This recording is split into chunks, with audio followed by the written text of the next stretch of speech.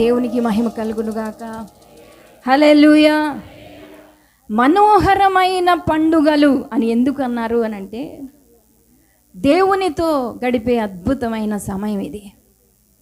మన బాధలన్నీ పక్కన పెట్టి, మనకున్నటువంటి పనులన్నీ కూడా పక్కన పెట్టి దేవునితో గడపటం నిజంగా అది అసాధారణమైనటువంటి విషయమే. ఇది ఈ 2 days 3 days కూడా మీరందరూ కూడా ఒక్కరోజు అయిపోతా ఉంది, ఇంకా మీ ముందు 2 రోజులు ఉన్నాయి. దేవునితో గడపటానికి ఎక్కువ సమయం, అధిక సమయం ఉపవాసం ఉండి, ఇంకా ఎవరు ఉపవాసం స్టార్ట్ చేయకపోతే స్టార్ట్ చేయండి. తప్పక మీరు దీవించబడతారు. ఎందుకనంటే చివరి దినాల్లో ఉపవాసాలు ఉండటం తగ్గించేశారు ప్రజలు అనే కన్నా విశ్వాసులు అంటే బాగుంటుంది. ఉపవాసాలు ఉండటం తగ్గించేశారు. ఏదో వంక బీపీ అనో, షుగర్ అనో, గ్యాస్ట్రిక్ అనో, ఏమైనా అదొక వంక.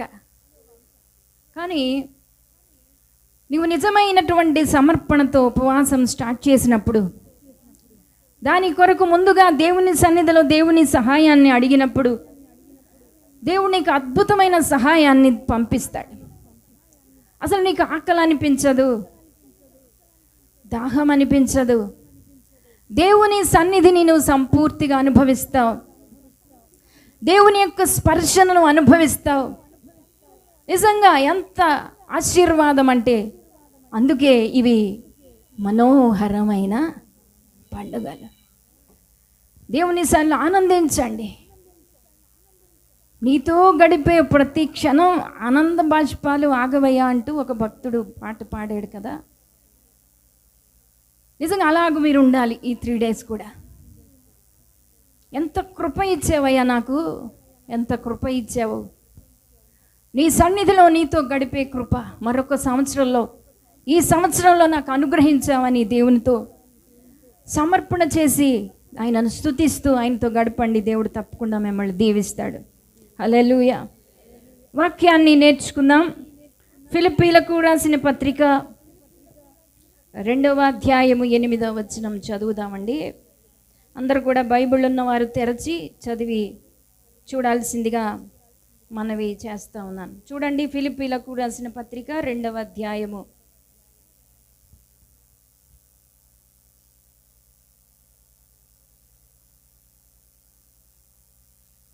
8వ వచనం.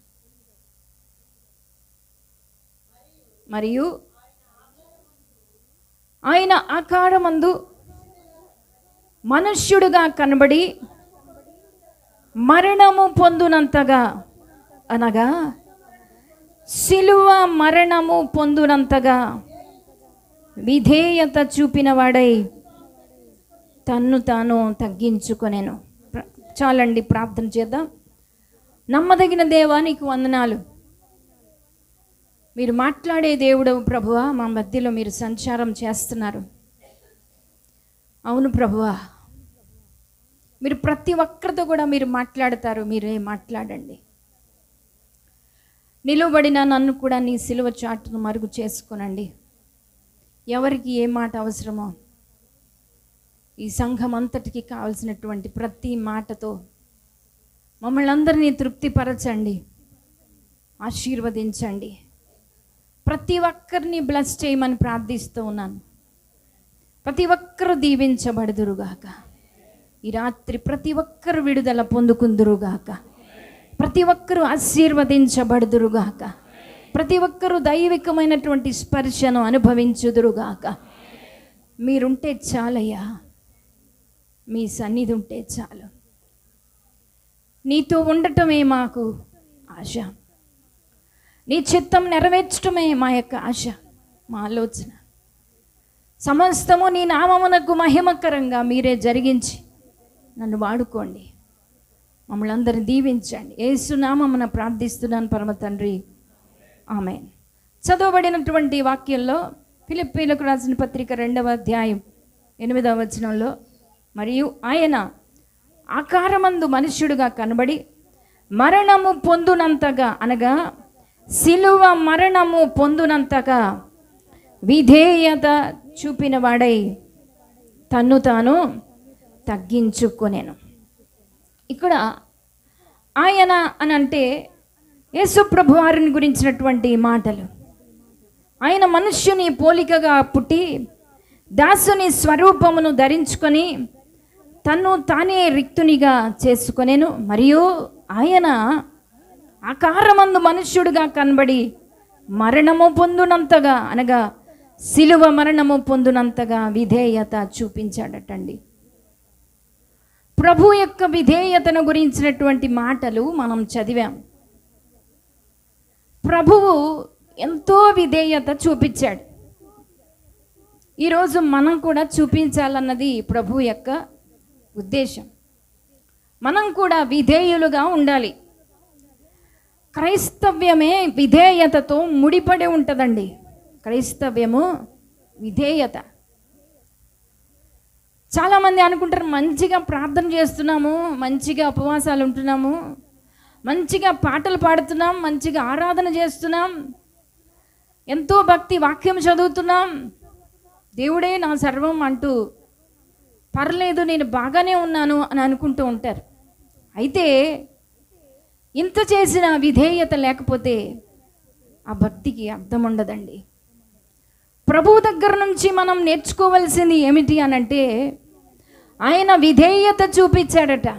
విధేయత ఈ రోజున సంఘాల్లోని కాదు, కుటుంబాల్లో కాదు, మరి ఎక్కడైనా సరే కొదువుగా ఉన్నది ఏదైనా ఉంది అంటే విధేయత. విధేయతకు మరొక మాట చెప్పచ్చు, లోబట్టం అండి. లోబట్టం, మాట వినటం, ఇవన్నీ ఇదే అర్థం కిందకు వస్తాయి. లోబడేవాళ్ళు, విధేయత చూపించేవాళ్ళు తక్కువ. అంచె దినాల్లో అలాంటి వాళ్ళే ఎక్కువని తిమోతీలకు రాసిన పత్రికలో రాయబడి ఉంటుంది. అంచె దినాల్లో ఎలాంటి వాళ్ళు ఉంటారటండి? అవిధేయులైనటువంటి వారు వాళ్ళే. 2వ తిమోతీలకు రాసిన పత్రిక 3వ అధ్యాయము 2వ వచనంలో, చివరి దినాల్లో ఎలయనగా మనుష్యులు స్వార్థప్రియులు, ధనాపేక్షులు, అహంకారులు, దూషకులు, చాలండి, తల్లిదండ్రులకు అవిధేయులు. ఈ రోజున మనం చూస్తున్న ప్రతి కుటుంబంలో కూడా తల్లిదండ్రులను ఎదిరించేవాళ్ళు, తల్లిదండ్రులకు అవిధేయులైనటువంటి వారు అనేక మంది ఉంటా ఉన్నారు. అసలు తల్లిదండ్రులు మాట వింటే వాళ్ళ భవిష్యత్తు చాలా అద్భుతంగా ఉంటుంది. అలాగే దేవుని పిల్లలుగా మనము కూడా దేవునికి విధేయత చూపించాలి, దేవుని మాట వినాలి. మన తండ్రి యేసయ్య, ఆయన పిల్లలుగా ఉన్న మనం కూడా ఏం చేయాలండి? విధేయత చూపించాలి. వాక్యమునకు విధేయత చూపించాలి, దేవునికి విధేయత చూపించాలి. ఇంకా తల్లిదండ్రులకు విధేయత చూపించాలి. తల్లిదండ్రులే కాదు, ఆత్మీయ తల్లిదండ్రులకు కూడా విధేయత చూపించాలి. తల్లిదండ్రులు అంటే మేము బాగానే మా తల్లిదండ్రుల మాట విన్నాం అని మీరు అనొచ్చు. ఆత్మీయ తల్లిదండ్రులకు కూడా ఏం చేయాలండి? విధేయత చూపించాలి. దేవుడు ఆయన ఆకారమందు మనుష్యుడుగా కనబడి మరణము పొందునంతగా విధేయత చూపించాడట. అంటే దాని అర్థం ఏంటంటారు? విధేయత, మరణం పొందునంత విధేయత. ఈరోజు మనం ఒక మాట వినాలంటే అది మనకు లాభమైతేనే వింటాం, అంతేనండి. అది మనకు లాభం కాదనుకోండి, మనం మాట వినాం. అది మనకు నష్టాన్ని కలిగిస్తుంది, పెయిన్ కలిగిస్తుంది, బాధ కలిగిస్తుంది అంటే మనం మాట వినాం. అంతవరకు ఎందుకు? కొన్ని చోట్ల కొంచెం ఇలా జరగండి అమ్మా అంటేనే జరగరు. దేవుని సేవకుడు కొంచెం అలా జరగండి అని అంటే అలాగే బిగుసుకుపోయి కూర్చుంటారు. అంటే మీకు అర్థం అవ్వాలని చెప్తున్నాను. మాట వినేటువంటి తత్వం ప్రజల్లో పోయిందండి. ఈరోజు దేవుడు మనతో మాట్లాడుతున్నాడు. ఎవరైతే అలాంటి పరిస్థితుల్లో ఉంటా ఉన్నారో, విధేయత లేకపోతే నీ ఉపవాసం వ్యర్థమవుతుంది.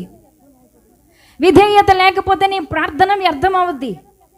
ఈ 2 రోజులు ఏదో ప్రార్థన చేస్తావు, నీ అవసరాలను బట్టో నీ ఆత్మీయ జీవితం మెరుగుపడటానికి నువ్వేదో ఆలోచన చేస్తూ ప్రార్థన చేస్తావు, మంచిదే. ప్రార్థన చేయటం తప్పు కాదు, ఉపవాసం ఉండడం తప్పు కాదు. విధేయత అనేటువంటిది నీ జీవితంలో లేకుండా ఎంత ప్రార్థన చేసినా వ్యర్థమే. విధేయులుగా ఉండాలని దేవుడు మనల్ని కోరుకుంటున్నాడు. రోమీలకు రాసిన పత్రిక 5వ అధ్యాయము 19వ వచనాన్ని చదువుదామండి అందరూ కూడా. రోమీలకు రాసిన పత్రిక, ఏలయనగా ఒక మనుష్యుని అవిధేయత వలన అనేకులు పాపులుగా ఎలాగు చేయబడిరో, ఒకని విధేయత వలన అనేకులు నీతిమంతులుగా చేయబడుదురు. ఇక్కడ మనం గమనించినటువంటి వాక్యంలో ఒక్కని అవిధేయత వలన అందరూ పాపులైపోయారటండి. ఎవరతను మీకు తెలిస్తే చెప్పండి. వింటున్నారా? నా మాటలు అర్థమవుతున్నాయా? ఎవరండి? మాట వినలేని, మొదట్లో మాట వినలేని ఒక వ్యక్తి ఉన్నాడు బైబిల్లో. మొట్టమొదటిగా చెప్పండి. మీకు తెలియదని కాదు, మీతో చెప్పించాలని. ఆదాము మాట వినలేదు, అవిధేయుడుగా ఉన్నాడు. అక్కడ రాయబడిన వాక్య భాగం అదే.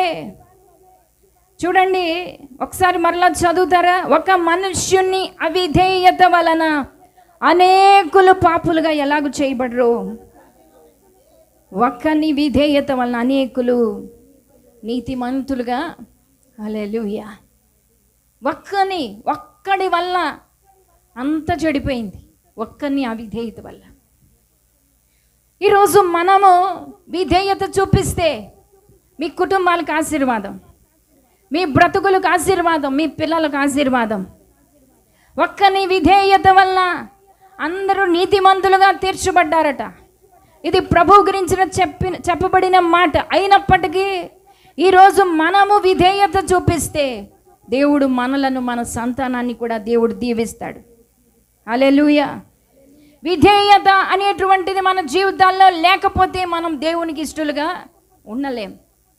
ఆదాము అవిధేయుడుగా ఉన్నాడు. దేవుడు ఏం చేశాడండి? పోన్లే, ఈ ఒక్కసారి నేను అడ్జస్ట్ అయిపోతానులే, ఇక ఈసారికి పర్లేదులే, ఇక నుండి జాగ్రత్తగా ఉండు అని అన్నాడా? దేవుడు ఊరుకోలేదు. ఏదేను వనంలో నుండి బయటకు గెంటేశాడు. మాట వినక ఈరోజు మనం ఎన్నిసార్లు దేవుని మాట వినక దేవుని యొక్క సన్నిధిలో వాక్యాన్ని పెడచెవిని పెట్టి ఎన్నోసార్లు వాక్యమునకు అవిధేయులుగా, దేవునికి అవిధేయులుగా మన జీవితాన్ని కొనసాగిస్తూ భక్తిని కొనసాగించేస్తున్నాం. చాలామందికి అవిధేయత అనేటువంటిది పైకి కనపడదండి. జాగ్రత్తగా, ముఖ్యంగా విశ్వాసుల్లో అవిధేయత అంటే తిరుగుబాటు చేసే స్వభావం కానివ్వండి, మాట వినని స్వభావం కానివ్వండి, బయటికి కనబడదు, లోపల బాగా ఉంటుంది. ఈరోజు అలాంటి వారు ఎంతమంది ఉన్నారో ఇక్కడ నాకు తెలియదు. దేవుడు చెప్పమన్న మాట నేను చెప్తున్నాను. ఆ లోపల కూడా అవిధేయత ఉండకూడదండి. దేవుని వాక్యానికి లోబడిపోవాలి. వాక్యం విన్న తర్వాత, అవును ప్రభా, ఇది నాతోనే మాట్లాడా, నేను మారతాను. ఎంతమంది అనుకుంటారు ఇక్కడ, ఈరోజు నన్నే దర్శించావు, నీ వాక్యం ఇది నా కొరకే, నేను లోబడతానయ్యా. ఎంతమంది అనుకుంటున్నారు? ఎన్నో వాక్యాలు మీరు విన్నారు, ఎన్నోసార్లు మీరు దేవుని వాక్యం చేత తాకబడ్డారు, సంధించబడ్డారు. ఎంతమంది ప్రార్థన చేసుకుని వెళ్తున్నారు, నా కొరకే ప్రభువా, నేను మారతానయ్యా. అదేనండి లోబట్టం అంటే. అవిధేయుడైనటువంటి ఆదాము గెంటివేయబడ్డాడు. దేవుని సన్నిధిలో ఉండటానికి అవకాశం లేదు. దేవుని కృపను కోల్పోయినటువంటి వ్యక్తిగా చరిత్రలో మిగిలిపోయాడు. శాపాన్ని పొందుకున్నాడు అవిధేయుడుగా ఉండబట్టి. ఈరోజు మనం అలా ఉండకూడదు. విధేయత నీ జీవితానికి ఆశీర్వాదకరంగా ఉంటుంది. విధేయులుగా ఉన్నటువంటి వారు ఎవరు బైబిల్లో అంటే రోమా సంఘాన్ని గురించి వారు విధేయతకు మారుపేరు. రోమీలకు రాసిన పత్రిక 16వ అధ్యాయము 19వ వచనాన్ని దయచేసి చూడండి, చదవండి దయచేసి. మీ విధేయత అందరికీ ప్రచురమైనది గనుక మిమ్మల్ని గురించి సంతోషిస్తున్నాను. చాలండి, చాలు. మీ విధేయత చాలా అద్భుతం.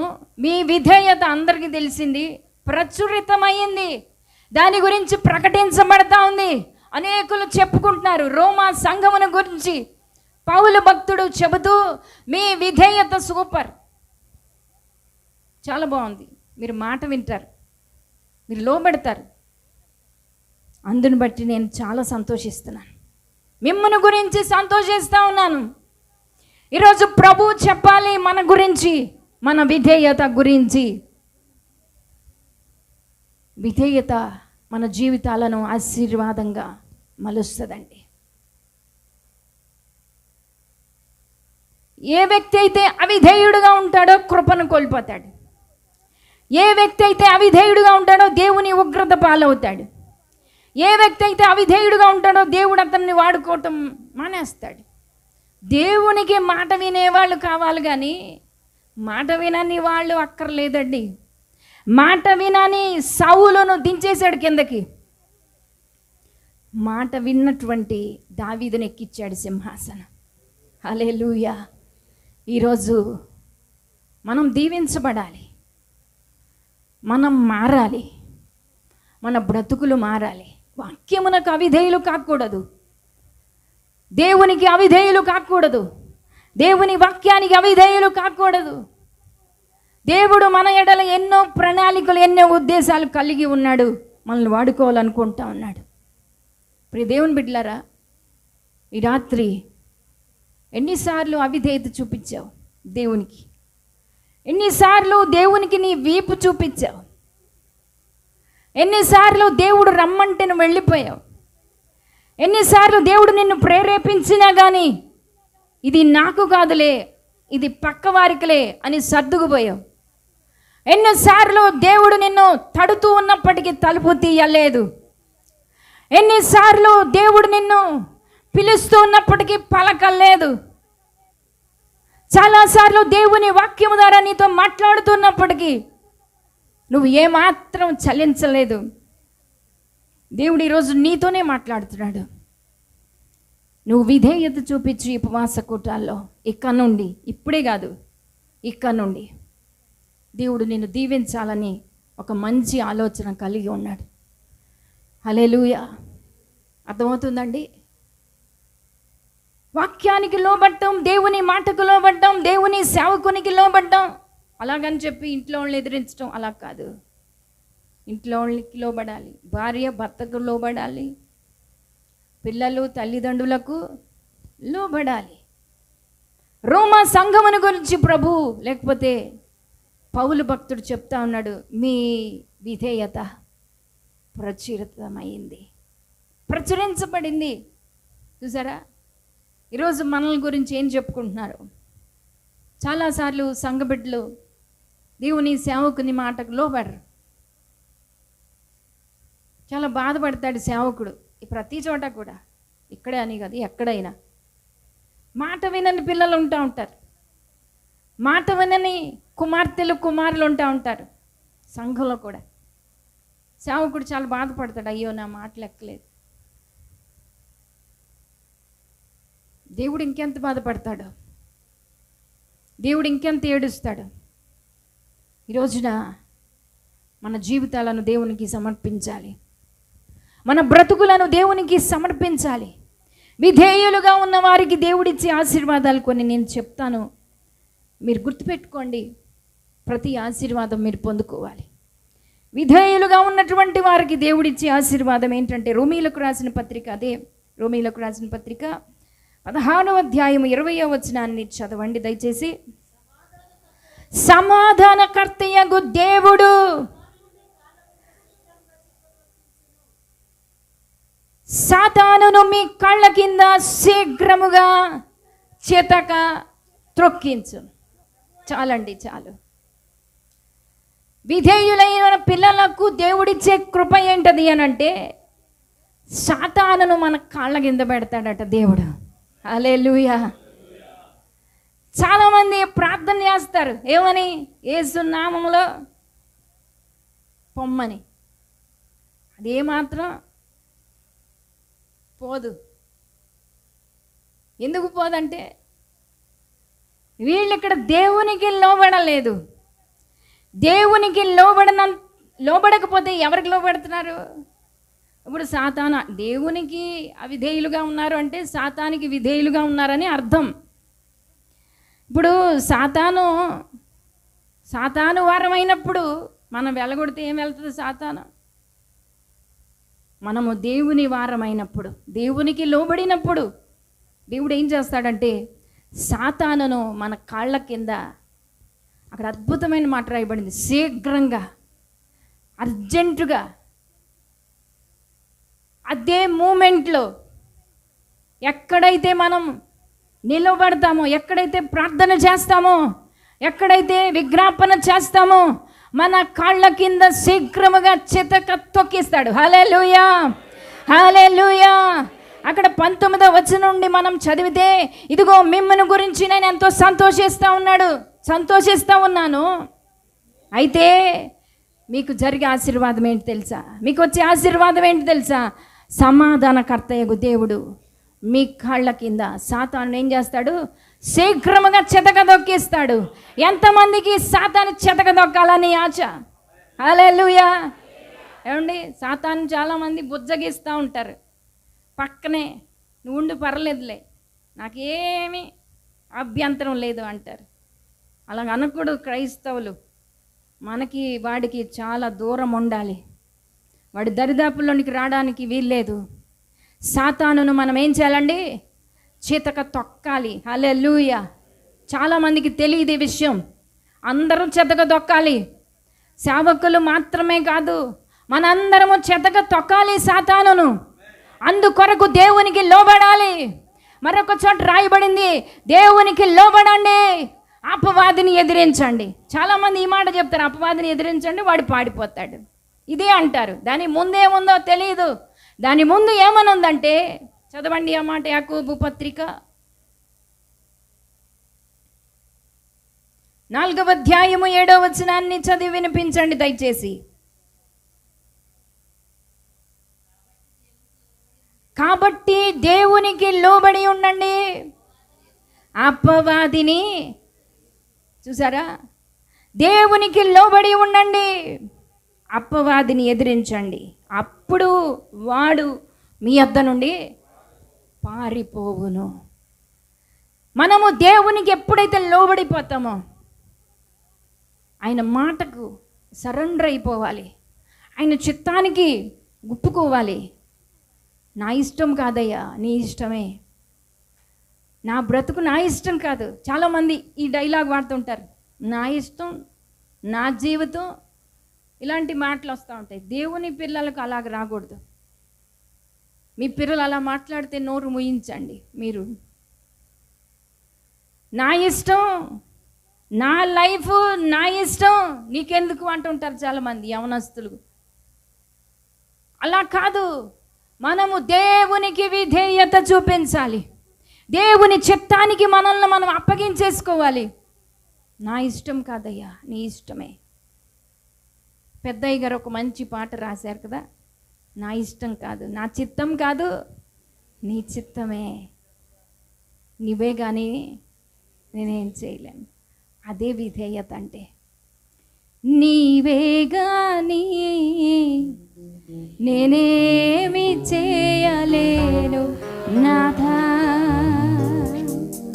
నీవే గాని నేనేమి చేయలేను నాథా, నా ఇష్టం కాదు నీ ఇష్టమే నాథా, నీవే గాని నేనేమి చేయలేను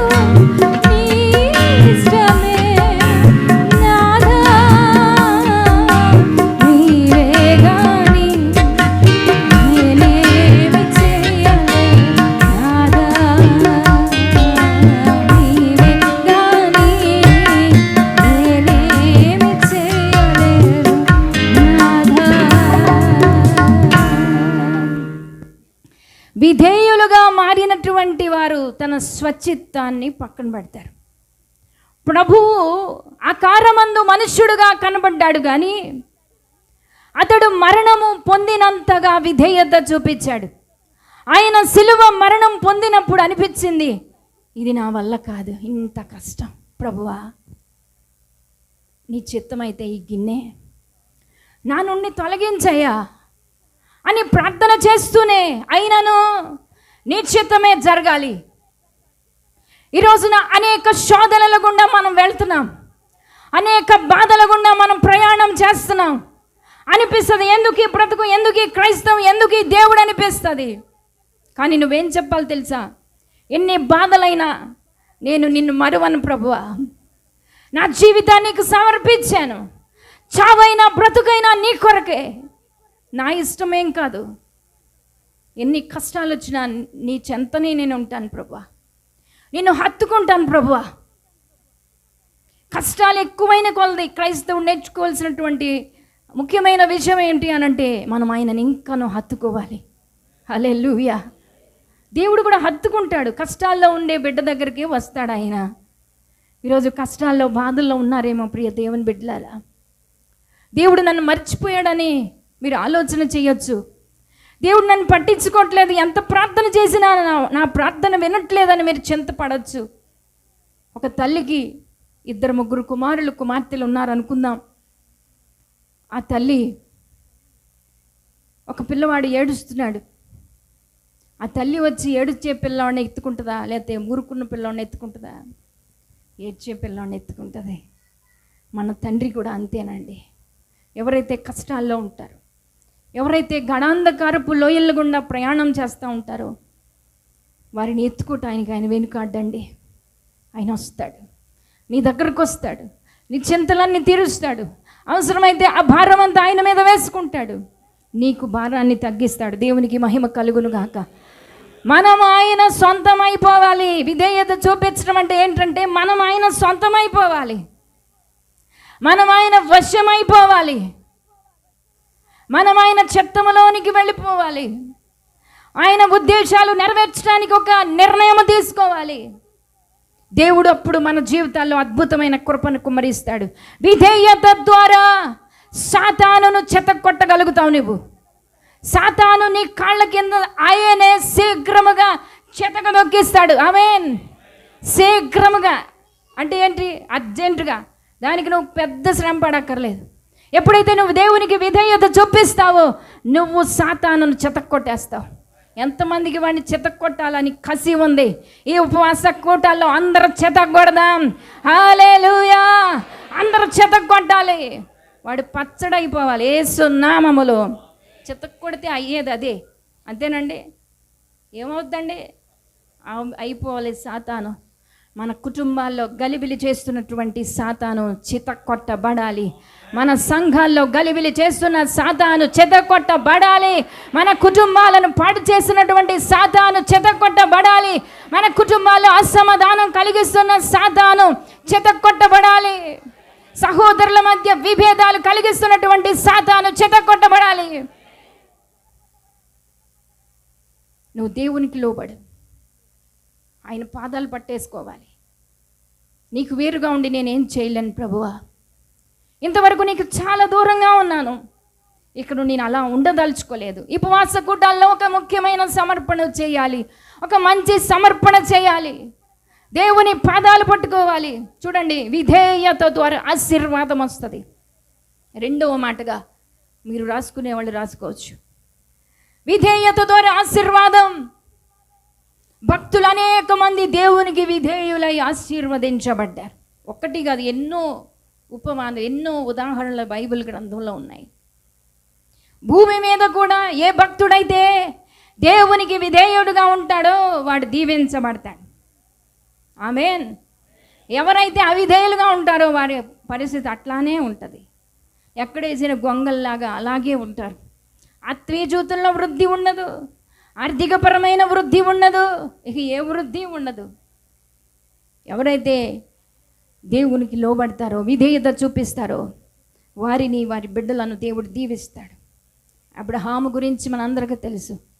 అతడు మొదటి నుండి విధేయుడేనండి. మొదటి నుండి విధేయతే. ప్రభువు చూపించేటువంటి దేశానికి నువ్వు వచ్చే అబ్రహామా అంటే, ఓకే ప్రభువా నేను వచ్చేస్తా. నో చెప్పలేదు. మరి ఈ ఆస్తులు ఇవన్నీ పొలాలు ఎలా అని అనలేదండి. వెంటనే బయలుదేరిపోయాడు. విధేయత అంటే అదే. విధేయులుగా ఉన్న వారిని దేవుడు ఆశీర్వదిస్తాడు. హల్లెలూయా. విధేయులుగా ఉన్న వారిని దేవుడు బ్లెస్ చేస్తాడు. అందులో డౌట్ లేదు. నీ జీవితంలో నువ్వు విధేయత చూపిస్తే నీ బిడ్డలను దేవుడు ఆశీర్వదిస్తాడు. హల్లెలూయా. మా నాన్నగారు యేసుదాస్ గారు మీకు చాలామందికి తెలిసి ఉండొచ్చు. ఆయన ఒకరోజు ప్రార్థన చేసుకుంటున్నారు. ఒక మీటింగ్ అయిపోయిన తర్వాత ఆయన ప్రార్థనలో ఉన్నారు. పట్టదల అనేటువంటి గ్రామంలో ఆయన ప్రార్థన చేస్తూ ఉన్నప్పుడు దేవుడు తన సేవకు పిలిచారు మా నాన్నగారిని. అతని యవ్వన కాలంలో పిలిచినప్పుడు నువ్వు చెప్పలేదు ఆయన, ఇదిగో నువ్వు సేవ చేయాలి అని, నేను వాడుకుంటాను, నీకు స్వస్థత వరాన్ని ఇస్తాను అని దేవుడు మాట్లాడినప్పుడు వెంటనే లోబడి అబ్రహాము ఎలాగూ లోబడ్డాడో అదే రీతిగా భార్య పిల్లలు, ఇద్దరు చిన్న పిల్లల్ని తీసుకొని ఆ గోదావరి దాటి పల్లిపాలెం అనే గ్రామానికి మా నాన్నగారు సేవకు వచ్చారండి. విధేయత అనే మాటకు ఒక ఉదాహరణ నేను చెప్తున్నాను. దేవుడు వారిని దీవించాడు. విధేయత ద్వారా ఆశీర్వాదం. ఈరోజు నువ్వు విధేయత చూపిస్తే నీ బిడ్డలకు, ఒక్కని అవిధేయత వలన అనేకులు పాపులుగా మార్చబడితే, ఒక్కని విధేయత వల్ల మిగతా నీ తర్వాతి తరం ఆశీర్వాదంగా మారుతుంది. దేవునికి మహిమ కలుగునుగాక. ఆశీర్వదించబడ్డాడు అబ్రహాము. ఏ లోటు లేదండి. ఎక్కడికి వెళ్తే అక్కడ జయం. యుద్ధం చేస్తే జయం వచ్చింది అబ్రహాముకి.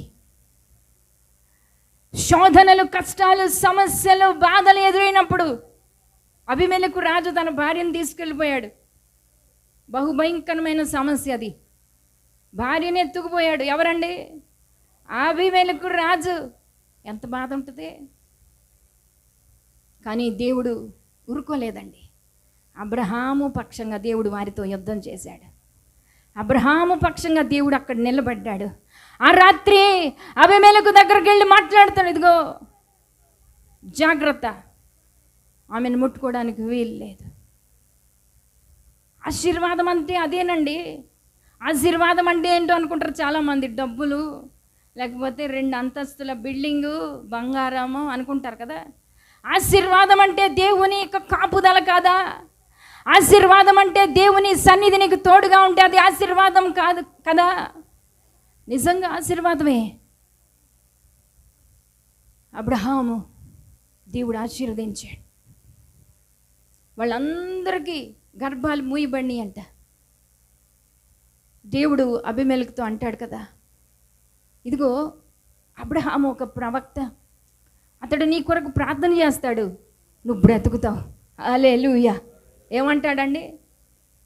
అబ్రహాము ప్రార్థన చేస్తాడు. ఏంటి, దేవుడే వాళ్ళని బాగు చేయొచ్చు కదా. దేవుని ఆశీర్వాదం అబ్రహాము పట్ల ఎంత గొప్పగా ఉన్నది అని అంటే, అబ్రహాము గురించి దేవుడు అంటాడు, అతడు ఒక ప్రవక్త, నీ గురించి ప్రార్థన చేస్తాడు, నీ ఇంటి వారి గురించి ప్రార్థన చేస్తాడు, నువ్వు బ్రతుకుతావు. ఈరోజు ఆశీర్వాదం అంటే దేవునికి విధేయత చూపిస్తే నాకేమన్నా బిల్డింగ్ వస్తుందేమో అని మీరు అనుకోకండి. దేవుడు మిమ్మల్ని వాడుకోవటం మొదలు పెడతాడు. నువ్వు ప్రార్థన చేస్తే అనేకులు బ్రతుకుతారు. హల్లెలూయా. చప్పట్లు కూడా దేవుని మహిమపడదాం. ఓ హల్లెలూయా. నువ్వు ప్రార్థన చేస్తే అనేకులు బ్రతుకుతారు. ఎంతమందికి ఆశ ఉంది? అబ్రహాము ఆశీర్వాదం మీరు గుర్తుపెట్టుకోండి. అబ్రహాము ప్రార్థన చేస్తే అక్కడున్న దాసులు, దాసీలు, ఆ ఇంటి వారందరూ బ్రతికారండి. చావాల్సిన స్థితిలో జబ్బుపడి ఉన్నటువంటి వారందరూ కూడా బ్రతికారు. ఈరోజు నువ్వు ప్రార్థన చేస్తే బ్రతుకుతారు. అదే ఆశీర్వాదం దేవునికి ఇవ్వాలనుకుంటున్నాడు. దేవునికి విధేయత చూపించు, నువ్వు ఆశీర్వదించబడతావు. విధేయత ద్వారా దేవుడు నిన్ను స్వస్థపరుస్తాడు. ఈ రాత్రే స్వస్థపరుస్తాడు. ఎవరైతే సమర్పించుకుంటారో, ఎవరైతే రోగము చేత ఇక్కడ ఉన్నారో, దేవుడు ఇప్పుడే ముట్టి స్వస్థపరుస్తాడు. ఎవరైతే విధేయత చూపిస్తారో నయమాన్ అనేటువంటి వ్యక్తి మీ అందరికీ తెలిసి ఉండొచ్చు. అతడు ఒక సైన్యాధిపతి, సిరియా రాజు యొక్క సైన్యాధిపతిగా ఉన్నాడు నయమాన్. ఎలీషా దగ్గరకు ప్రార్థన కోసం వెళ్ళాడు. నేను త్వరగానే ముగిస్తాను, సమయానికల్లా ముగిస్తాను. జాగ్రత్తగా వినండి. నయమాను గురించి ఎంతమందికి తెలుసు? మీ ఊరేనా? హల్లెలూయా, దేవునికి స్తోత్రం కలుగునుగాక. నయమాను ఒక సైన్యాధిపతి. అతడు ఎన్నో విజయాలు చూశాడు. అతడు ఎన్నో యుద్ధాలు చేశాడు. ఉన్నతమైనటువంటి ఉద్యోగం కలిగినటువంటి వ్యక్తి ఈ నయమాన్. అయితే అతడు కుష్ఠరోగి అని బైబిల్ చెప్తుంది. ఒకసారి ఇశ్రాయేలీయుల మీదకు వెళ్ళి అక్కడ వారిని జయించి అక్కడున్న ఒక అమ్మాయిని ఇంటికి తెచ్చుకున్నాడు. అమ్మాయి ఇశ్రాయేలీయుల అమ్మాయి. ఈ నయమాన్ ఇంట్లో పని చేస్తూ ఉంది. పని చేస్తూ పరిసరాలను గమనిస్తూ ఉంది. పని చేస్తూ మనుషులను గమనిస్తూ ఉంది. పని చేస్తూ అక్కడున్న సాధక బాధలు అర్థం చేసుకుంటూ ఉంది. నిజంగా అద్భుతమైనటువంటి తెలివితేటలు కలిగిన అమ్మాయి. దేవుని పిల్లలుగా అలాంటి తెలివితేటలు ఉండాలి. మన పరిసరాలను అర్థం చేసుకోగలగాలి. నీ బాధలే నీకు ఎక్కువ, పక్కింటోడు బాధలు కూడా అర్థం చేసుకోగలిగే సామర్థ్యం మనకు ఉండాలి. దాని అర్థం ఏంటంటే నువ్వు ప్రార్థన చేయాలి, నువ్వు మందిరానికి నడిపించాలి.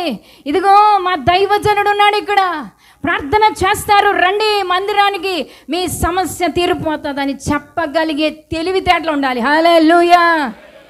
ఈ అమ్మాయి గురించి నేను ఎందుకు చెప్తున్నానంటే ఆమె ఒక ఇశ్రాయేలీలో చిన్న బిడ్డ, పెద్ద వయసు ఏం కాదు, పరిసరాలను అర్థం చేసుకుంటుంది. నాకు ఎందుకు పని చేయటమే కదా, అవన్నీ ఎందుకు అని అనుకోలేదండి. ఒకరోజు వాళ్ళ అమ్మగారికి చెప్తుంది, అయ్యగారికి కుష్ఠరోగాన్ని నాకు అర్థమైందమ్మా. అయితే ఒకటి, మా ఊరిలో ఒక మంచి దైవజనుడు ఉన్నాడు, అక్కడికి వస్తే ఏం జరుగుద్ది, అసలు అక్కడ ఉంటే ఎంత బాగుంటుందో అని గిన్నెలు తోమినప్పుడు లేకపోతే వాకిలు తుడిచినప్పుడు అసలు మీది మా ఊరైతే భలే అంటుంది. అంటే అవతలోళ్ళల్లో ఇంట్రెస్ట్ను రేకెత్తించడానికి భలే మాట్లాడుతుంది అమ్మాయి. మా ఊరైతే భలే ఉన్న అమ్మగారు మీద. ఏముంది మీ ఊరిలో, ఏముంటుంది, ఏంటి స్పెషల్, ఏంటి మీ ఊరి యొక్క స్పెషల్ ఏంటి, మీ ఊరి యొక్క ప్రత్యేకత ఏంటి అడిగింది ఆవిడే. చెప్తుంది, ఒక దైవజనుడు ఉన్నాడు, అతని దగ్గరికి వెళ్తే అయ్యగారికి జబ్బు తగ్గిపోద్దమ్మా, ఎలాగైనా సరే మీరు నచ్చజెప్పి పంపించండి, దేవుడు అద్భుతం చేస్తాడు. నేను ప్రార్థన చేస్తాను, దేవుడు అద్భుతం చేస్తాడు.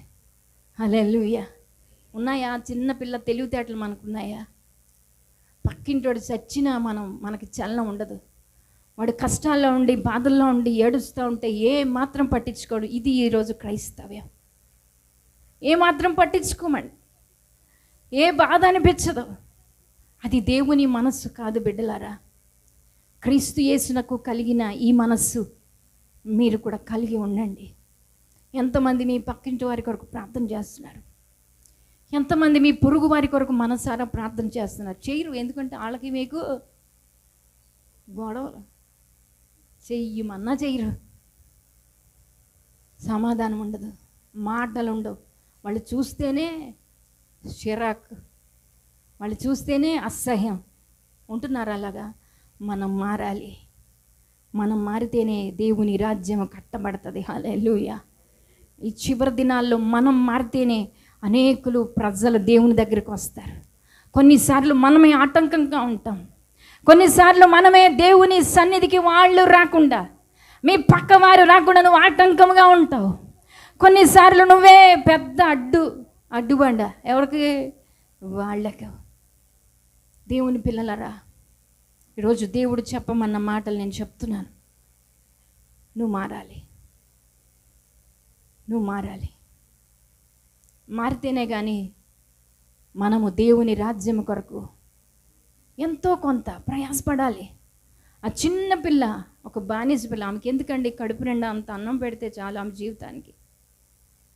పని చేస్తుంది, ఇంత అన్నం తినేస్తే హాయిగా పడుకోవచ్చు. కానీ అమ్మ అలా కాదు, ఈ విషయం వాళ్ళ అమ్మగారికి చెప్పే వరకు నిద్రపోలేదు ఆ పిల్ల. అమ్మా పంపించండి. మొత్తం మీద అమ్మగారు అయ్యగారికి చెప్పారు. అయ్యగారు వెళ్ళారు, ఎలీషా దగ్గరికి వెళ్ళారు. మధ్యలో చాలా కథ జరిగింది. ఆ కథ మనకు అనవసరం, తర్వాత మీరు చదువుకోండి, ఇప్పుడు అనవసరం. ఆ తర్వాత వెళ్ళిన తర్వాత ఎలీషా ఆ పనివానితో కబురు పెడతాడు. నయమాన్ దగ్గరికి వెళ్ళి చెప్పమంటాడు, ఇదిగో అక్కడికి వెళ్ళి ఆయన వచ్చారు కదా సైన్యాధిపతి, ఆయన దగ్గరికి వెళ్ళి యొర్దాను నదిలో ఎన్నిసార్లు 7 సార్లు మునగమని చెప్పండి. సరే వెళ్ళి చెప్పాడు. అలా చెప్పగానే చాలా కోపం వచ్చింది, చాలా కోపం వచ్చిందండి. అవిధేయుడుగా ఉన్నాడు అక్కడ. నయమాన్ అవిధేయుడుగా కనబడుతున్నాడు. దైవజనుని మాటకు అవిధేయుడుగా ఉండి కోపం వచ్చి ఇంటికినాడు. మన ఊరిలో బోల్డ్ మంచి నదులు ఉన్నాయి, శ్రేష్టమైన నదులు ఉన్నాయి. అక్కడికి వెళ్ళి మొలగలేనా? ఇంతవరకు వచ్చింది నా చెయ్యి, నా నెత్తి మీద చెయ్యేసి ప్రార్థన చేస్తాడనే కదా, నూనె రాసి ప్రార్థన చేస్తాడనే కదా. దేవుడు ఒక్కొక్కరికి ఒక్కో రకమైన ట్రీట్మెంట్ ఇస్తాడండి. వాళ్ళ మెంటాలిటీని బట్టి ట్రీట్మెంట్ ఇస్తూ ఉంటాడు. దేవునికి స్తోత్రం కలుగును గాక. చాలామంది జబ్బులతో మందిరానికి వస్తారు, కొంతమందిని వెంటనే తగ్గించడు. ఇలా అంటున్నానని మీరు బాధపడద్దు. దేవుడు ఎప్పుడూ కూడా బుద్ధి మార్చి స్వస్థత అనుగ్రహిస్తాడు. హల్లెలూయా. బుద్ధి మారాలి, దైవిక ఆలోచన అది, దేవుని చిత్తం అది. మనం అనుకుంటాం జబ్బు పోతే చాలు, నేను దేవుని నమ్ముకుంటాను. దేవుడు ఏమనుకుంటాడు? బుద్ధి మారితే చాలు, నేను అన్నీ ఇస్తాను. హల్లెలూయా. ఆరోగ్యంతో పాటు అన్నీ ఇస్తాను. దేవుని చిత్తం చాలామందికి అర్థం కాదు. తన బ్రతుకు మార్చుకోరు. వ్యర్థమైనటువంటి అలవాట్ల నుండి విడుదల పొందరు. వదులుకోరు, దేన్ని వదులుకోరు. నాకు ఆశీర్వాదం కావాలి, నాకు స్వస్థత కావాలి అని అంటూ మందిరానికి వస్తారు. ఈ రాత్రి దేవుడు మనతో మాట్లాడుతూ ఉన్నాడు. వ్యక్తిని బట్టి దేవుడు ట్రీట్మెంట్ ఇస్తూ ఉంటాడు. వాళ్ళ యొక్క మనసులో ఉన్నటువంటి ఆ యొక్క చెడు లక్షణాన్ని దేవుడు తీసేయడానికి ఇష్టపడతాడు. అప్పుడే దైవికమైన స్వస్థత అనుభవించగలుగుతారు. దేవునికి స్తోత్రం. చూడండి, అతనిలో ఉన్నటువంటి మైనస్ ఏంటంటే అతను మాట వినే రకం కాదు మనలాగా. వెంటనే మాట విండు. మనం కూడా అంతే కదా, ఫస్ట్ వినం, తర్వాత తప్పదు కదా అన్నట్టు మంట అయిపోయి నయమాన్ కూడా. అలాగైతే ఆశీర్వాదాలు పొందుకోలేమండి. ఈ నయమాను ఫస్ట్ వినలేదు, వెనక్కి వెళ్ళిపోయాడు. మధ్యలో పనివాడు అంటాడు, ఏంటండి అసలు మీరు మరీను ఏదో మంచి కార్యం చేయమంటే మీరు ఎంత అద్భుతంగా చేస్తారు, డబ్బులు ఇమ్మంటే, ధనం ఇమ్మంటే, లేదంటే భోజనాలు పెట్టించమంటే, గొప్ప కార్యం ఏదైనా చేయమంటే మీరు ఎంత చక్కగా చేద్దరు కదా. అలాంటిది ఏమన్నా చేయమన్నాడా అతను? డబ్బులు ఇమ్మన్నాడా, బంగారం ఇమ్మన్నాడా? ఎందుకు అంత సీరియస్ అవుతున్నారు? మిమ్మల్ని స్నానం చేయమన్నాడు అంతే కదా, యొర్దాను నదికి వెళ్ళమన్నాడు అంతే కదా అని చెప్పగానే అతని హృదయం మారింది. యొర్దాను నదికి వెళ్ళాడు, విధేయత చూపించాడు. అప్పుడు పసిపిల్ల దేహంలాగా. హల్లెలూయా. ఎవరైతే ఈ రాత్రి విధేయత చూపిస్తారో వారిని ఒక నూతన వ్యక్తిగా దేవుడు మార్చిపోతూ ఉన్నాడు ఈ రాత్రి. హల్లెలూయా. ఒక నూతనమైన మనస్సును దేవుడు మీకు ఇవ్వాలనుకుంటున్నాడు. ఎవరైతే మార్పు చెందుతారో, ఎవరైతే దేవునికి లోబడతారో ఒక నూతనమైన వ్యక్తులుగా మార్చబోతా ఉన్నాడు. నూతనమైన ఆశీర్వాదాలతో దేవుడు నిన్ను నింపాలనుకుంటున్నాడు. నీ పాపపు మరకలన్నీ కడిగేయాలనుకుంటున్నాడు. నీ మీద కనబడుతున్న ప్రతి రోగము ఆయన ఈ రాత్రి దేవుడు స్వస్థపరచాలనుకుంటున్నాడు. హల్లెలూయా. విధేయత చూపిద్దాం. విధేయులుగా ఉండాలని దేవుడు కోరుతూ ఉన్నాడు. విధేయులుగా ఉండాలని దేవుడు కోరుతూ ఉన్నాడు. నయమాను మొదట అవిధేయుడుగా ఉన్నప్పటికీ తరువాత విధేయత చూపించుట ద్వారా స్వస్థత వచ్చింది. చాలామందికి స్వస్థత రాదు, కారణం అవిధేయత. వాక్యానికి విధేయులు కండి. దేవుని చిత్తానికి మిమ్మల్ని మీరు అప్పగించుకోండి. దేవుని ఉద్దేశానికి, దేవుని యొక్క ఆలోచనకు, ఆయన చిత్తమేమిటో, ఆయన ఇష్టమేమిటో అని ఆలోచించాలి మనం. అలా ఆలోచించేవాడే నిజమైన క్రైస్తవుడండి. దేవుని ఉద్దేశం ఏంటి నా పట్ల? దేవుడు నన్ను ఏం చేయాలని కోరుతున్నాడు? దేవుని పట్ల లేకపోతే నా జీవితం పట్ల దేవుని ఉద్దేశం ఏంటి? అలా ఆలోచించేవాడే నిజమైనటువంటి క్రైస్తవుడు. దావీదుని గురించి దేవుడు ఏమంటాడు తెలుసా?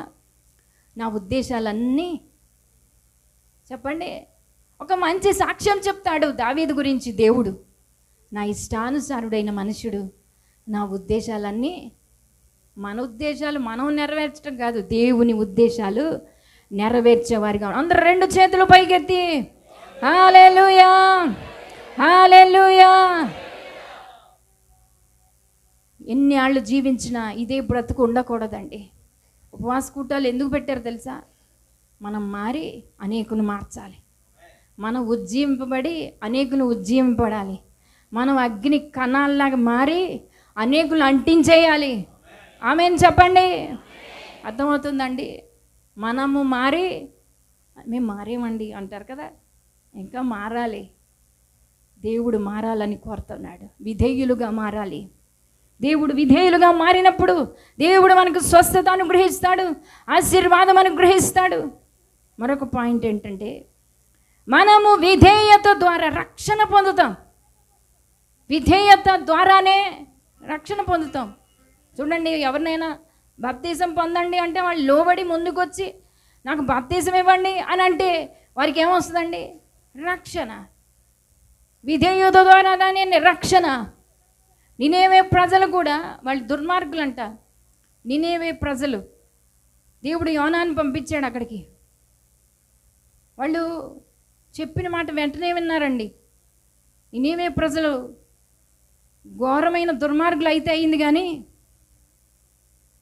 దేవుని సేవకుడు వెళ్ళి ఇదిగో ఉగ్రత రాబోతుంది, అగ్ని కురవబోతుంది అని చెప్పగానే వెంటనే స్పందించారండి. అలాంటి వాళ్ళే కావాలి దేవునికి. హల్లెలూయా. అలాంటి వారిగానే మారాలి మనం. దేవునికి వెంటనే స్పందించేవారు కావాలి. నినేవే ప్రజలు వెంటనే స్పందించారట. ఒక రోజు ప్రయాణం అంత దూరం వెళ్ళాడు, మొత్తం పూర్తిగా రౌండ్ చేయలేదు. అసలు ఈ యోనా మొత్తం ఊరంతా తిరగలేదండి.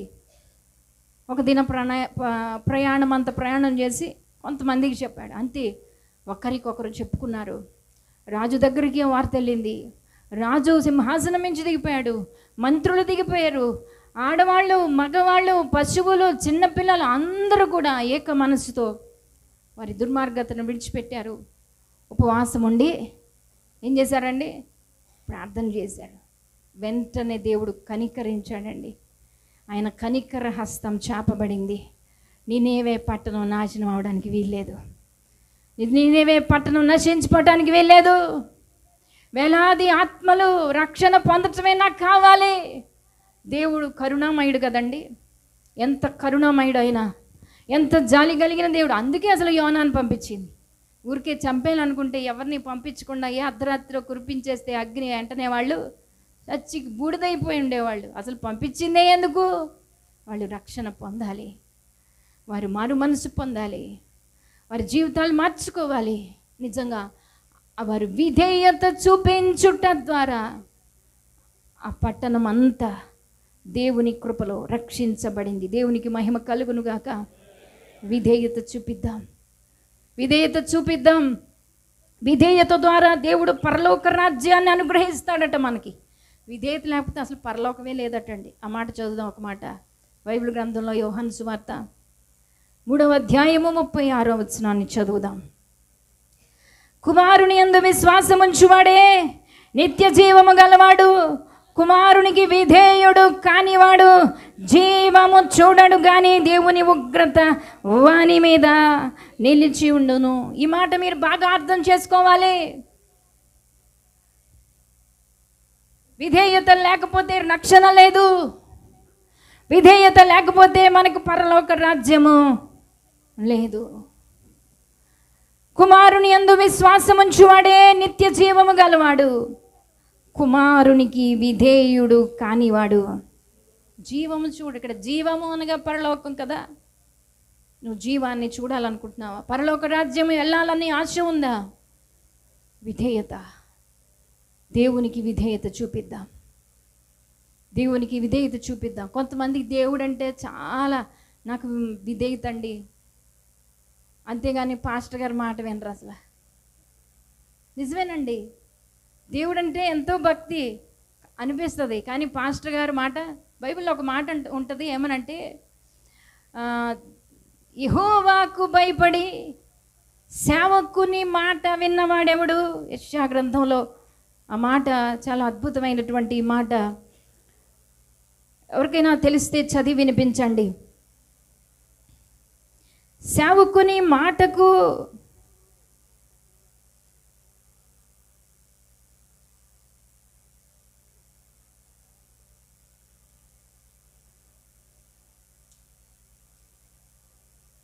యెషయా గ్రంథంలో ఉంటుంది ఆ మాట.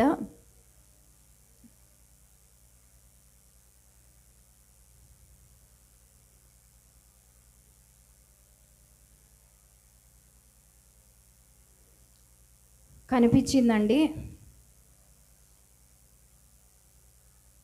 యెహోవాకు భయపడి దేవుని సేవకుని మాట విన్నవాడెవడు అనే మాట. యెషయా 50:10 దయచేసి చదవండి. మీలో యెహోవాకు భయపడి ఆయన సేవకుని మాట వినువాడు ఎవడు. హల్లెలూయా. ఈ మాట ఎంతమందికి అర్థమవుతుంది? దేవునికి భయపడే వాళ్ళు ఖచ్చితంగా సేవకుని మాటకు వినాలి. ఈ మాట చాలామందికి అర్థం అవ్వట్లేదు అనుకుంటున్నా. ఒకసారి చదవండి ఆ మాట. దేవునికి భయపడే ప్రతి ఒక్కరు కూడా ప్రార్థనకు రండి అంటే అది ఎవరు చెప్పినట్టు? దేవుడు చెప్పినట్టే. నేను ఎందుకు చెప్తున్నానంటే సేవకుని మాట వినాలి, లోబడాలి. ఎన్నో పనులు ఉంటాయి మనకి, ఎన్నో పనులు ఉంటాయి. పనులు లేని వాళ్ళు ఎవ్వరు లేరు. కానీ దేవునికి ఇచ్చే ప్రయారిటీ దేవునికి ఇవ్వాలి. దేవుని సన్నిధికి ఇచ్చేటువంటి విలువ దేవునికి ఇవ్వాలి. దేవునికి మనం ఫస్ట్ ప్రయారిటీ ఇచ్చినప్పుడు దేవుడు కూడా మనల్ని ఆశీర్వదించడం మొదలు పెడతాడు. నీ హృదయంలో ఉన్న ఆలోచన అదే చూస్తాడండి. చాలామంది తిట్టుకుంటూ ఉంటారు, కూటాలు అలా అస్తమాను కూటాలు అంటారు. వాళ్ళకి ఏం పని లేదు అనుకుంటారు. అసలు కూటాలు ఎందుకు? మనం దీవించబడాలి, మన బ్రతుకులు మారాలి, మన ఉద్యమం పొందాలి, మన జీవితాలు ఆశీర్వాదం కలగాలి. సేవకుడు తప్పిస్తూ ఉంటాడు. కుటుంబాలు లేకపోతే చర్చ్ సంఘము దీవించబడాలి, కుటుంబాలు దీవించబడాలి. ప్రతిరోజు కన్నీరు కారుస్తూ సేవకుడు సేవకురాలు మీ అందరి కోసం విజ్ఞాపన చేస్తూ ఉంటారు. ఏమి అర్థమవుతుంది చాలామందికి, విశ్వాసులకి. వాళ్ళు ప్రయాస అర్థం కాదు, వాళ్ళు కార్చే కన్నీరు అర్థం అవ్వదు. ఊరికే వారి మాటను ఊరికే నెట్టేస్తూ ఉంటారు. జాగ్రత్త ప్రియ దేవుని బిడ్డలారా. యెహోవాకు భయపడి ఆయన సేవకుని మాట వినుమాడు ఎవడు అంటే ఎవరు లేరని అర్థం. దాని అర్థం ఏంటి? ఎవరూ లేరు. కనీసం నువ్వైనా ఉండు. ఈసారి నుంచి నువ్వైనా దేవునికి భయపడి సేవకుని మాటను కొట్టేయద్దు దయచేసి. దేవుడు నిన్ను దీవించాలనుకుంటున్నాడు, దేవుడు నిన్ను ఆశీర్వదించాలనుకుంటున్నాడు. అందుకే ఈ మాటలు ఈరోజు మీకు వినిపిస్తూ ఉన్నాడు. విధేయులుగా ఉండేవారు కావాలి. చిన్న కుమారుడు తండ్రికి దూరం అయిపోయాడు, చాలా దూరం అయిపోయాడు. వాళ్ళ నాన్నతో చెప్పి ఉండొచ్చు, డాడీ మన ఆస్తిలో సగం ఇచ్చేయి, నేను వెళ్ళిపోతా దూరంగా. తండ్రి అదే నేను చూస్తున్నానయ్యా అని ఉంటాడంటారా? చెప్పండి. ఆ రోజు కోసమే నేను చూస్తున్నాను, ఎప్పుడు ఇంటి నుంచి వెళ్ళిపోతావని నేను ఎదురు చూస్తున్నాను, నీతో పళ్ళాపోతున్నాను అని ఉంటాడంటారా? చెప్పండి. ఏమని ఉంటాడు? బైబిల్లో రాయబడలేదు, కానీ ఎంతో బ్రతిమాలు, అయ్యా నా కుమారుడు ఇక్కడ నుండి వెళ్ళొద్దు, నువ్వు నాకు దూరమైతే నువ్వు పాడైపోతావు, చెడిపోతావు చెప్పి ఉండొచ్చు, తల్లి చెప్పి ఉండొచ్చు. వినలేదండి. అవిధేయుడుగా దూరం వెళ్ళిపోయాడు. ఉన్నదంతా పోగొట్టుకున్నాడు. తినటానికి తిండి లేదు, ఆకలితో అలమటిస్తూ ఉన్నాడు. ఎవరైనా ఉద్యోగంలో చేర్చుకుంటారేమో అని చూశాడు, ఎవరు చేర్చుకునేటువంటి పరిస్థితి లేదు. చివరికి ఒక ఎరుకని వాని ఇంటికి వెళ్ళాడు. అయ్యా మీ పందులు మేపుతాను, నాకు భోజనం పెడతారా? సారీ, భోజనం కూడా లేదు నా దగ్గర, నాకు తినటానికే కష్టంగా ఉంది, నీకు పెట్టలేను. సరే ఆలోచించుకున్నాడు, సరే నాకు భోజనం కూడా వద్దు, నాకు జీతం కూడా వద్దు, భోజనం వద్దు, నేను మేపుతాను. విచిత్రమైనటువంటి పిచ్చి వ్యక్తిలాగా అనిపించాడు ఆ క్షణంలో ఆ ఎరుకని వానికి. భోజనం వద్దంటున్నాడు, జీతం వద్దంటున్నాడు, అయినా పందులు మేపుతా అంటున్నాడు. మతి భ్రమించిందేమో అనుకున్నాడు. దేవునికి దూరం అయిపోయినటువంటి వారి పరిస్థితి అలాగే ఉంటుంది ప్రియ దేవుని బిడ్డలారా. అవిధేయుడుగా దూరం అయిపోయాడు. తండ్రి మాట వినకుండా, తల్లి మాట పట్టించుకోకుండా దూర ప్రాంతానికి వెళ్ళిపోయాడు. దిక్కు లేక, పట్టెడన్నం కడుపు నిండా పెట్టేవాళ్ళు లేక, పందుల పొట్టుతోనైనా కడుపు నింపుకోవాలని ఆశపడి అడవిలోకి వెళ్ళిన తర్వాత పందులు పొట్టు తింటా ఉంటే కలబడ్డాడు. ఆ పందులు తోసేసి అప్పుడు బుద్ధి వచ్చింది. తండ్రి కూడా గుర్తొచ్చాడు. నా తండ్రి ఇంట అనేక మంది కూలి వాళ్లకు భోజనం ఉంది, ఇక్కడ నేను ఆకలికి చచ్చిపోతున్నాను, నా పరిస్థితి ఎంత దయనీయంగా మారిపోయింది. అయినా ఏం పర్లేదు, ఇప్పుడు వెళ్తాను, నా తండ్రి దగ్గరికి అడుగుతాను, దాసునిగా ఉండటానికి కోరుకుంటాను. దేవునికి స్తోత్రం కలుగును గాక. ఎందుకు దాసునిగా ఉండడానికి ఇష్టపడ్డాడు తెలుసా? దాసులు యజమాని మాట వింటారు. హల్లెలూయా. అంతవరకు కుమారుడిగా ఉండి ఎదురు తిరిగాడు. ఇప్పుడు ఏమంటున్నాడు తెలుసా? నీకు పనివానిలో ఒక్కనిగా నన్ను పెట్టుకో అని అడుగుతాను వెళ్ళి. అనుకోవటమే తరువాయి, బుద్ధి రావటమే తరువాయి పరుగెత్తాడు. పరుగెత్తడానికి ఓపిక కూడా లేదు. దూరముగా తండ్రి ఇల్లు కనబడుతుంది. ఎంతో బలాన్ని కూడగట్టుకొని నడవలేని స్థితిలో, గడ్డమంతా మాసిపోయి ఒంటి మీద బట్టలు లేక దురవస్థలో ఉన్నటువంటి ఆ కుమారుడు బలం తెచ్చుకున్నాడు. తండ్రి ఇల్లు దగ్గర పడే కొలది అతనిలో బలం పెరిగింది. హల్లెలూయా. ఆ రోజే కాదు, ప్రతిరోజు తండ్రి కుమారుని కొరకు ప్రార్థన చేస్తూ ఉన్నాడు. కుమారుని కొరకు చేతులు చాపుతున్నాడు. అవిధేయులైనటువంటి వారి కొరకు మన తండ్రి కూడా అదే చేస్తున్నాడండి. ఆ తండ్రి ఆ కుమారుని కొరకు ఎదురు చూస్తూ ఉన్నాడు. దూరంగా ఒక కుమారుడు బిక్కారోళ్ళగా వస్తూ ఉంటే అతడు రావటం కాదు, నేనే వెళ్తానని చెప్పి పరుగెత్తి కుమారుని మెడ మీద పడి ముద్దు పట్టుకొని ఇంటికి తీసుకొచ్చేశాడు. అతని కూలిపోని అన్నీ ఇచ్చేశాడు. దేవునికి స్తోత్రం కలుగును గాక. దాసుడుగా ఉంటాను డాడీ. ఎలా ఉంటాను? నీ మాట వింటాను. ఇది వరకు నీ మాట వినలేదు, నా జీవితాన్ని నేను పాడు చేసుకున్నాను, నీ మాట వింటాను. అతని ఉద్దేశం అదేనండి, నీ మాట వింటాను. ఎవరు చెప్తారు ఈ రాత్రి? నీ మాట వింటాను, నీ మాట వింటాను. దేవుని మాట వినాలి మనందరం కూడా. హల్లెలూయా. దినమెల్లా చేతులు చాపుతున్నాడట అవిధేయులైనటువంటి వారి కొరకు. యెషయా గ్రంథం 65 2వ వచనాన్ని చదవండి.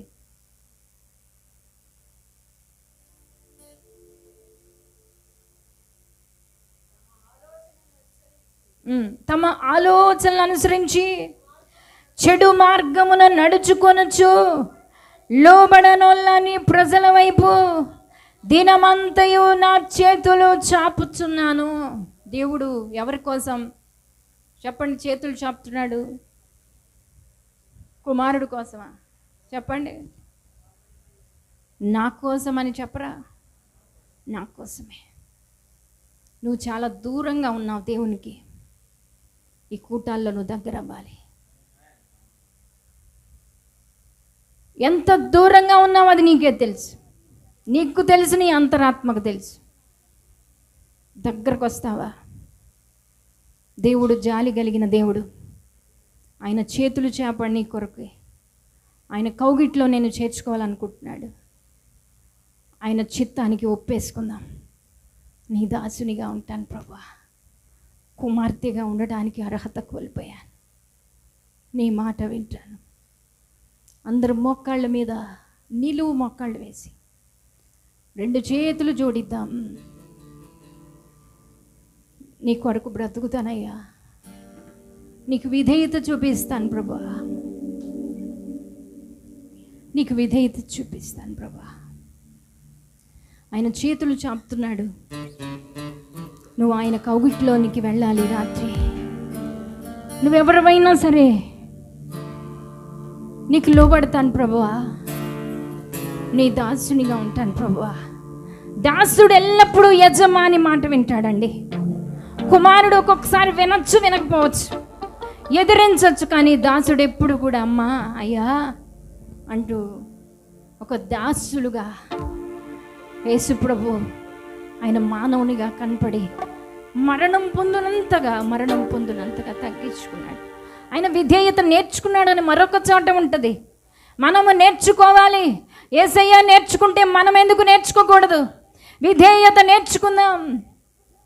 చేతులు చాపుతున్నాడు ఆయన.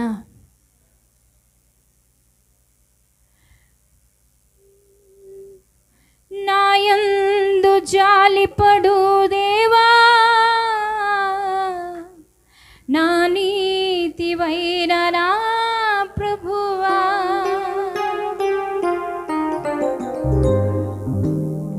నాయందు జాలిపడు దేవా. ఆయన జాలి చూపిస్తున్నాడు. ఇదిగోనయ్యా నేనున్నానయ్యా, నా జీవితానికి సమర్పిస్తున్నానయ్యా, నేను ఇక నీ దాసురాలుగా ఉంటానయ్యా.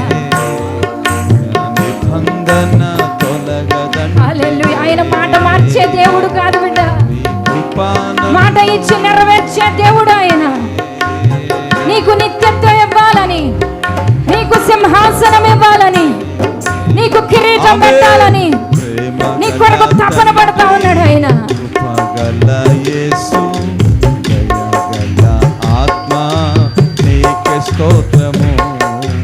నా కొరకు ఎదురు చూసిన ప్రేమ,